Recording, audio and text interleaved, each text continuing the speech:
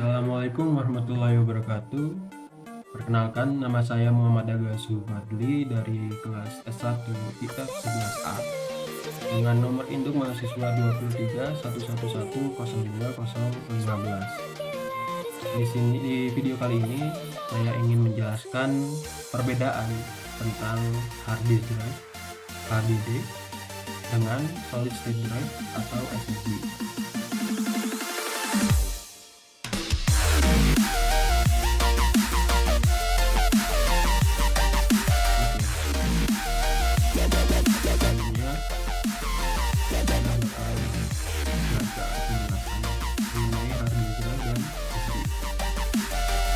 Mulai dari hard disk drive dulu. Penjelasan hard disk drive. Hard disk drive adalah penyimpanan data tradisional yang menggunakan piringan magnetik berputar untuk menyimpan dan mengakses informasi. Ketika data disimpan atau diakses, piringan magnetik berputar dengan kecepatan tertentu dan kepala pembaca penulis akan membaca data dari piringan tersebut. Keuntungan utama dari hard disk drive adalah kapasitas penyimpanan yang relatif besar dan harga yang lebih terjangkau per gigabyte dibandingkan dengan SSD. Di sisi lain, SSD adalah teknologi penyimpanan data yang lebih baru dan menggunakan chip semikonduktor tanpa bagian bergerak. Ini berarti SSD tidak memiliki piringan berputar seperti hard disk drive, sehingga memiliki keuntungan dalam kecepatan, ketahanan terhadap guncangan, dan kebisingan yang lebih rendah. SSD dapat mengakses dan mentransfer data dengan lebih cepat karena tidak ada bagian yang bergerak, membuatnya menjadi pilihan yang populer untuk meningkatkan kinerja komputer, terutama dalam hal booting sistem operasi dan waktu load aplikasi. Meskipun demikian, SSD umumnya lebih mahal per gigabyte dibandingkan hard disk drive. Kemudian ada komponen di sini, namun bakal saya lompati soal perbedaan hard disk drive dan SSD dulu. Di sini ada perbedaan utama antara hard disk drive dan SSD dalam cara penyimpanan dan akses data mereka. Hard disk drive menggunakan piringan magnetik berputar, sedangkan SSD menggunakan chip semikonduktor. Pilihan antara kedua jenis penyimpanan ini seringkali bergantung pada kebutuhan spesifik pengguna. Dengan pertimbangan seperti kecepatan, harga, kapasitas, dan ketahanan terhadap guncangan menjadi faktor utama dalam pengambilan keputusan. Di sini telah saya visualisasikan kelebihan dan kekurangan hard disk drive dan SSD sendiri. Merah mengartikan bahwa itu kekurangannya dan hijau sebagai kelebihan dari bagian. Oke, setelah itu saya bacakan komponen. Jelaskan bagian komponen. Di dalam sebuah hard disk drive, komponen utama yang dimilikinya ada 3. Yang pertama ada platter. Platters pakai S. Kalau bahasa Inggris S itu maka lebih dari 1. Maka saya jelaskan nanti setelah saya jelaskan ketiga bagian ini. Jadi platters itu bagian luar sini, bukan bagian luar, bagian cincin di dalam hard disk drive yang digunakan untuk menyimpan data atau juga bisa memanggil data sama saja. Kemudian ada spindle yang di dalam platter sini, yaitu di sini. Spindle itu digunakan untuk memutar platters. Aktuator di sini seperti pensil di sini yang digunakan untuk menulis atau membaca data yang terdapat pada platters. Untuk deskripsinya bakal saya baca. Platters, tempat penyimpanan utama dalam data dalam hard disk drive. Data disimpan dalam bentuk magnetik pada permukaan platters yang berputar. Kemudian ada spindle. Spindle merupakan poros pusat yang digunakan untuk menopang dan memutar platters. Spindle membantu platters berputar dengan kecepatan konstan dan stabil. Kemudian ada aktuator. yang menggerakkan kepala pembaca penulis atau head. Bisa dilihat di sini ada R di satunya, itu merupakan aktuator head. Ia memutar figuran tadi di atas gunungan flatters untuk menulis atau membaca data. Aktuator juga mengatur posisi kepala agar tepat di atas lokasi yang diinginkan di atas flatters. Setelah saya jelaskan apa komponennya, saya ingin menjelaskan tentang bagaimana atau mungkin pertanyaan teman-teman yang mungkin ada di kepala kalian atau kalian semua. Hard disk drive kalau memiliki komponen seperti ini saja, kenapa hard disk drive itu gede? Ya, yang pertama yang saya jelaskan di bagian komponen pertama tadi, di hard disk drive terdapat flatter pakai S, maka flatternya lebih dari satu. Jadi di hard disk drive itu di dalamnya memiliki komponen flatter yang lebih dari satu yang ditumpuk di atas ditumpuk di atas satu sama lain. Nah, kemudian untuk sebuah hard disk drive mengakses data di sebuah flatter kan dibutuhkan aktuator. Dalam aktuator sebuah hard disk drive itu tidak mungkin aktuatornya hanya memiliki satu, sepengetahuan saya. Jadi di dalam sebuah hard disk drive, aktuator itu memiliki jumlah yang sama dengan banyak flatters yang terdapat pada hard disk drive. Jadi foto yang rekan atau teman-teman lihat di sini itu hanya representasi dua dimensi hard disk drive yang bisa dianggap bahwa hard disk drive itu titik gitu. Katanya dalam hard disk drive itu terdapat beberapa flatters yang ditumpuk dengan aktuator yang ditumpuk di atasnya. Jadi flatters itu di bawah aktuator, flatters di atas, di bawah aktuator. Kemudian kedua komponen ini ditumpuk lagi, jadi aktuatornya di bawah. Kemudian di bawahnya lagi ada flatter.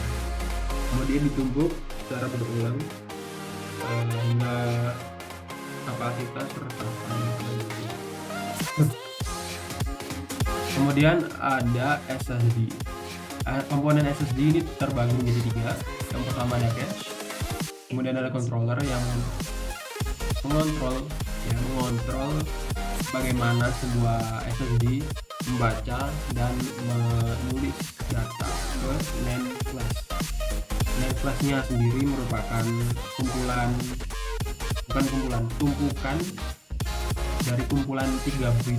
Jadi dalam sebuah NAND flash ada 3 bit yang ditumpuk secara 3 dimensi, jadi ke atas, ke samping, dan ke panjang.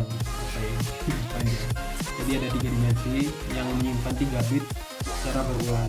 3 bit kan hanya 3 nomor, jadi sangat kecil sekali dan 3 bit itu diulang secara ditumpuk secara berulang menjadi sebuah NAND flash atau komponen IC NAND flash.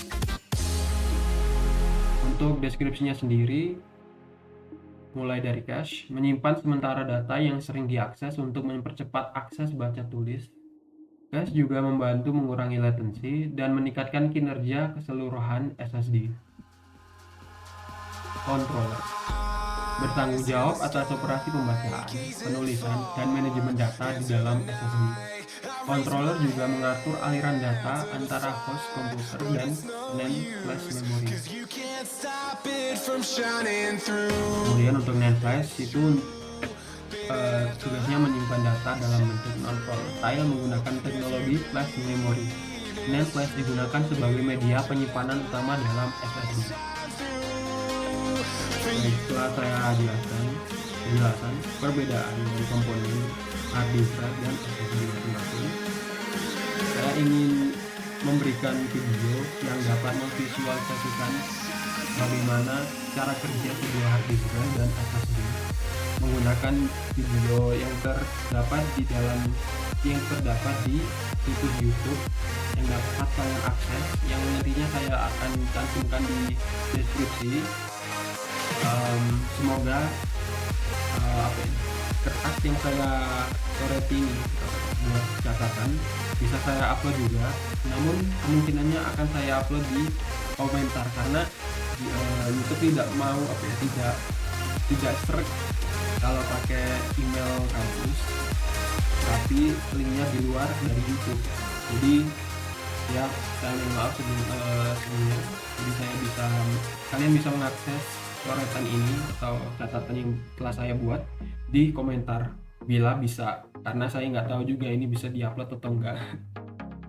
Oke, setelah itu kita bakal nonton hard disk drive dulu, bagaimana sebuah hard disk drive bekerja. Kemudian saya tambahkan bagaimana sebuah SSD bekerja. Oke.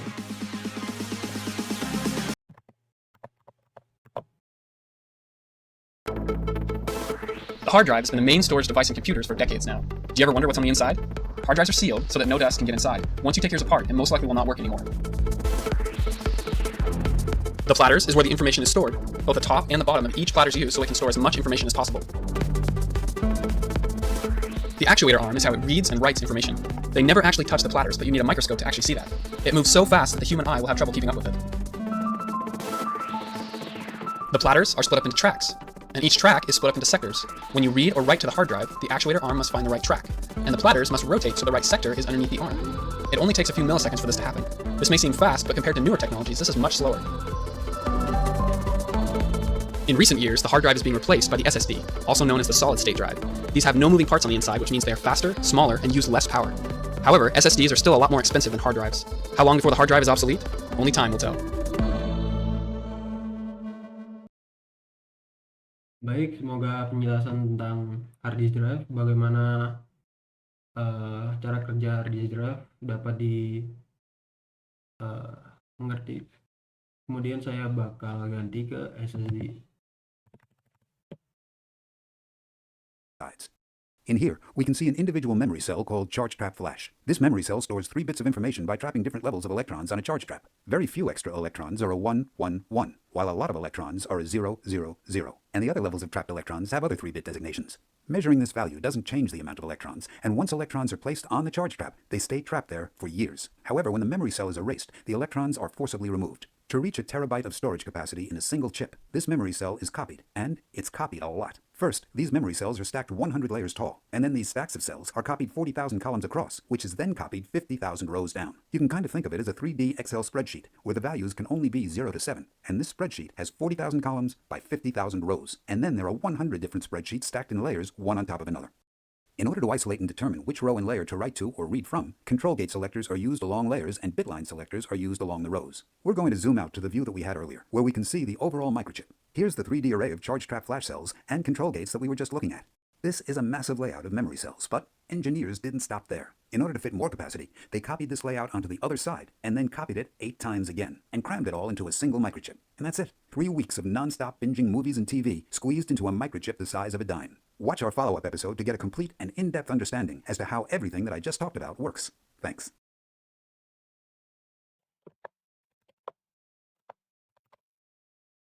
Baik, semoga penjelasan di dalam video kali ini bermanfaat bagi teman-teman sekalian.